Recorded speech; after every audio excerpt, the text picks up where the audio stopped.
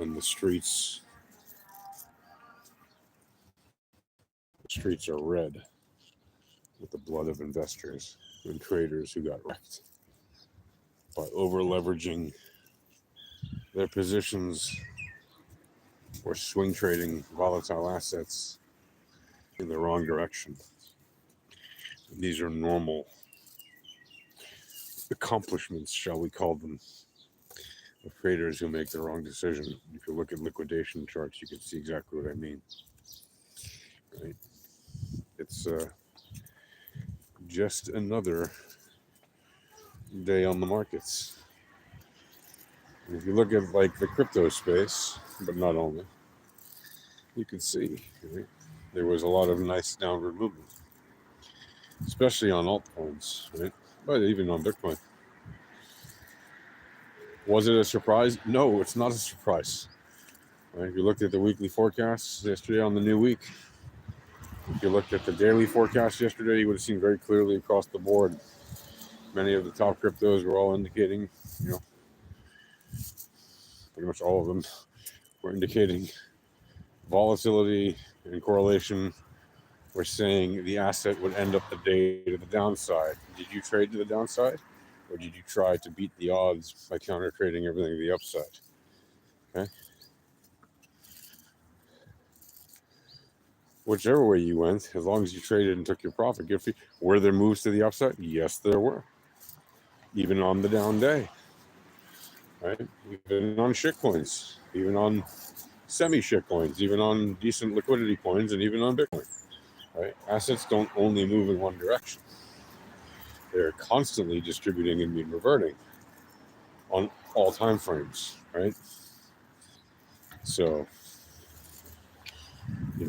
when an asset is in distribution to the downside on the daily, it can have 100 different distributions and mean reversions happening on, the 15-minute, the 9-minute, the 6-minute, the 3-minute, the 1-minute during the course of that day. And it will, right? It'll have, however many, a lot, right? And 33-minute and whatever, right? So there'll be no shortage of distributions and mean reversions on any given day, even at the 45-minute, the 90-minute, the 4-hour,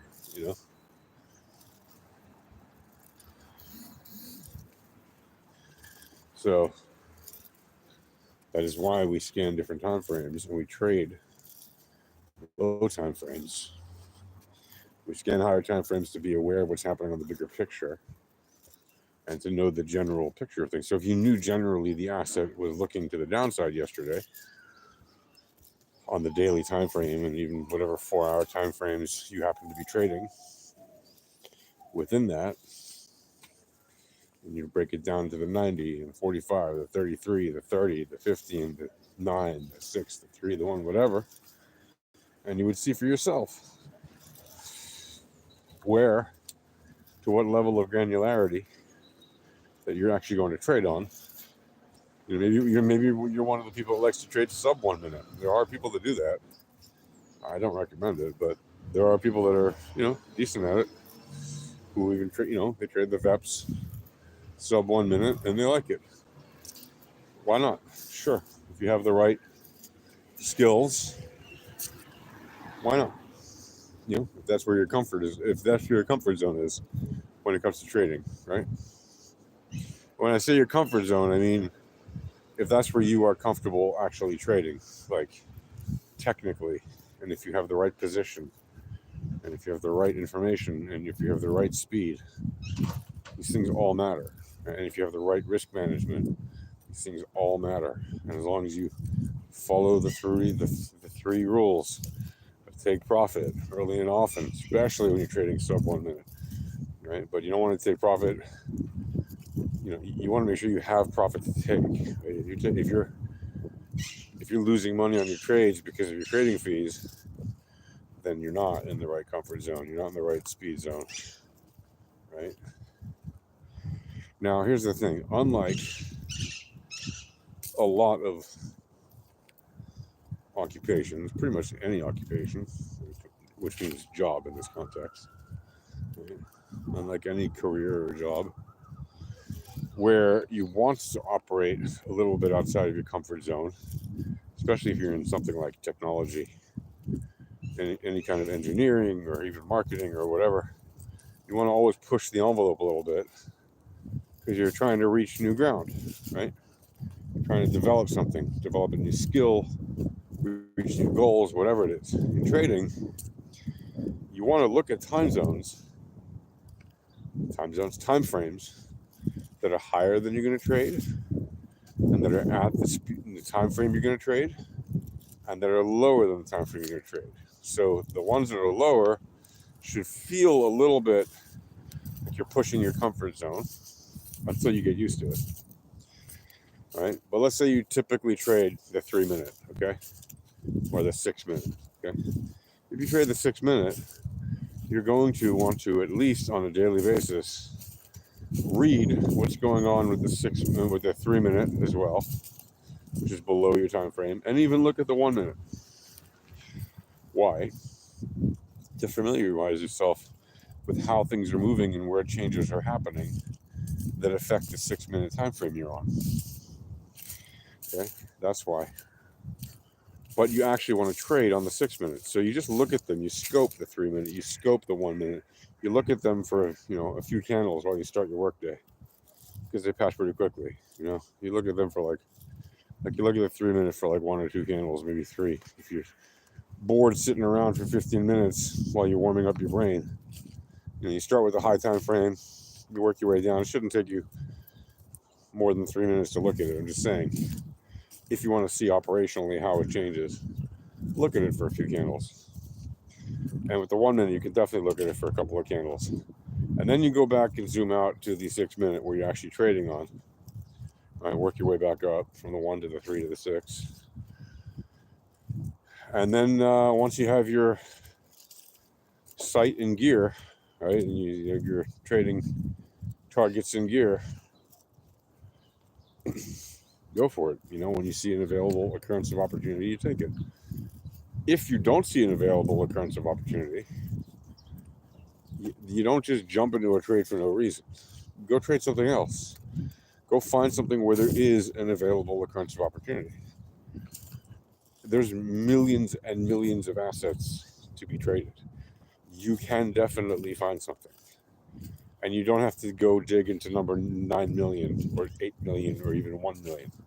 You can look in the first page of assets on any big exchange, whether it's traditional assets or crypto assets. You will find an occurrence of opportunity. By the way, when you find one, you will probably find more than one, because a lot of them, pretty much all of them, are bought and sold in huge baskets, right? Algorithmically, by the HFT firms. And yes, that includes crypto. Why do you think they own most of the cryptos? Because they buy them all. We've been telling you this for years. If you think retail is the reason crypto is moving, you haven't paying attention since like 2016, right? Retail had its last huzzah at the blow off top in 2017 when Bitcoin hit just about 20,000. Literally, that was the last huzzah of retail traders in the Bitcoin space and the crypto space. You know what happened after that? On the day that Bitcoin hit $20,000 or 19.9 or whatever that number was, right? 20K in 2017. That day is the day that the U.S. allowed, under the first President Trump administration, the U.S. allowed financial institutions to offer margin trading on Bitcoin futures. Guess what happened? Everybody was always saying, oh, institutional money is going to be so great for crypto. Really? Well, what happened when they opened up institutional money to crypto? Oh, it's going to make the price go to the moon if institutional money gets into crypto. Really? Well, what happened on the day that Bitcoin hit 20,000? Yeah, it began to go down. It began a bear market. That was the top, 20,000, and the bottom was like 3,200, or even 2,800. I forget what it got down. It was basically $3,000. Okay, so it dropped like 85% before rebounding a little bit and then crashing again. Like it went up to like 10 grand or so, and over the course of the next year, in 2000, from the end of 2018, literally 1 year to the day after the crash is when it bottomed, by the way. And then it started to bounce back up. Spent the next year kind of bumbling around, winding its way up to around 10K in 2019. And then 2020, and it had some nice dips also in 2019 because of rumors with China and everything else. Well, that wasn't the reason, but that's what people blamed it on. Am I hiking? I am kind of on a hike, yeah. A little random walk, a geometric grounding motion random walk. I'm more of on a walk. What does it say? Retouch on? No, I didn't mean to retouch anything. Okay. I don't know why that. Okay. Anyway, why did Bitcoin actually dump in 2019 when everybody said, "Oh, it's the Chinese," when it had nothing to do with the Chinese really, but everybody blamed it on China because people like to fill in narratives. So whatever happens to the price action, they will fill in the narrative to say, "Oh, that's the reason it happened." No, news events don't dictate what happens on the markets. Volatility, entropy, probability, and statistics dictate what happens on the markets. News events are used as a way to fill in time by giving it a narrative, right? To fill in the time that people use to tell stories in their news publications, whether it's a newspaper, a magazine, a radio show, a TV show, whatever, right? A reference in a movie. Narratives are there to give people a digestible form of context that they can maybe comprehend, even though it's completely false. And the reason that that's considered acceptable is because most people don't know that it's false, and they believe that narrative actually is what creates the markets, and it isn't. It's maths. And most people suck at maths, and they don't want to admit that. So they hug narratives, which are easier, right? Is it easier to go to sleep at night for a child hugging a stuffed animal, or reciting the numbers of pi, or a math formula like, calculating the Pearson correlation of something? Yeah, the plushie, obviously. It's more comfortable, it's snuggly, lets them fall asleep feeling safe and secure and warm. Right? Same thing with most grown-ups. Most grown-ups just suck at math, and there's nothing wrong with that, except for the fact that it allows them to mislead themselves. That there is something wrong with. It's okay to be bad at something, but when you're bad at something, you shouldn't pretend you're good at it. At least not for like the duration of your life, or your career, or your chosen occupation at work.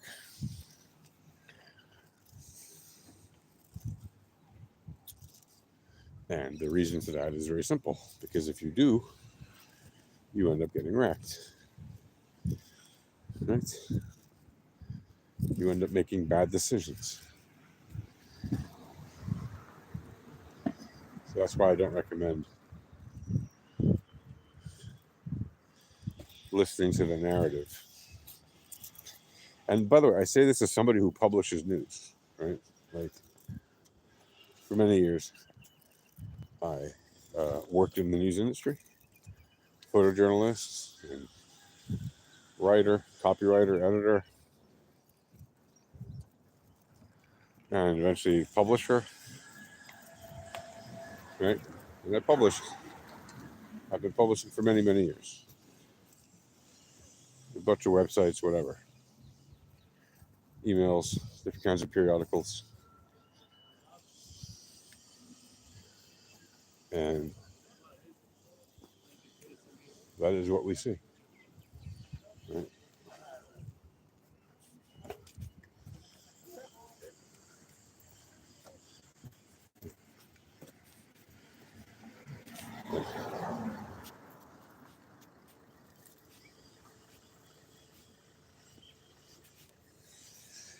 We see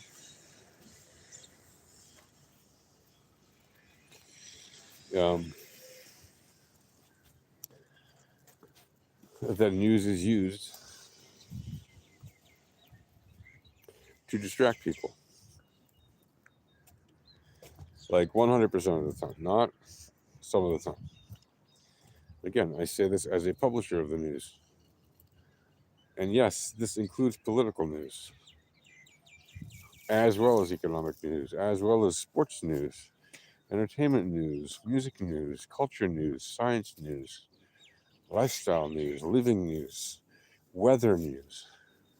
There isn't a general topic, even cartoons and comics, which I've been publishing many of those for many, many, many, many years. Right? Creating cartoons and comics. It's great stuff. It's wonderful. But it's all mind candy. Okay. Yes, some of it is very informative. Yes, some of it is. It's important to know what's going on. It is important to know what's going on, to be able to understand what's going on in the world around you, to have a sense of current affairs. It is important, but it is not information that you can trade on in general. Why? Because by the time it makes it to the news, it's already not new. It's already old information, right? That information, if it ever had any kind of tradability, has long since expired. Because the process of news gathering, editing, or gathering, creation, editing,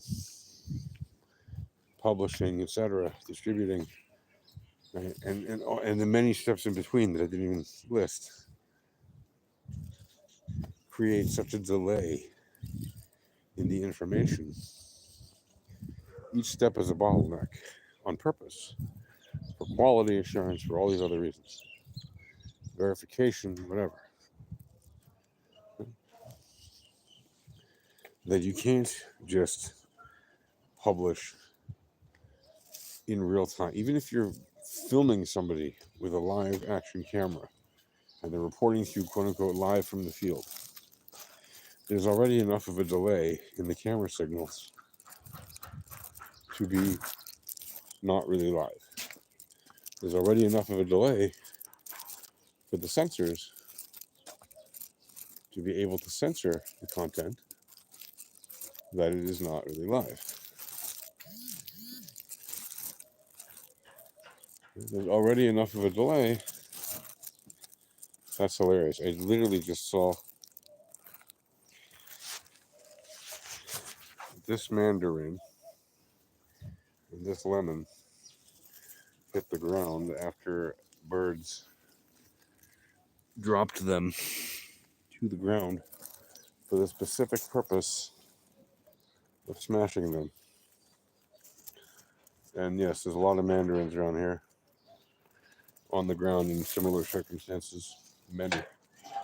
I didn't show you a field of them, but there's right now thousands and thousands of mandarins all over the place. And because they've been, it's the season that if people have them as trees, and if they don't pick them off the trees, they do just naturally fall, and birds will also get them. And it's hilarious to see them crows take mandarins off a tree for the purpose of dropping it from a high altitude so that it opens easier for them. They're smart. Crows are smart. Anyway, folks, create low time crane drafts. If you want to know how, just go to our channel, Alpha Trading.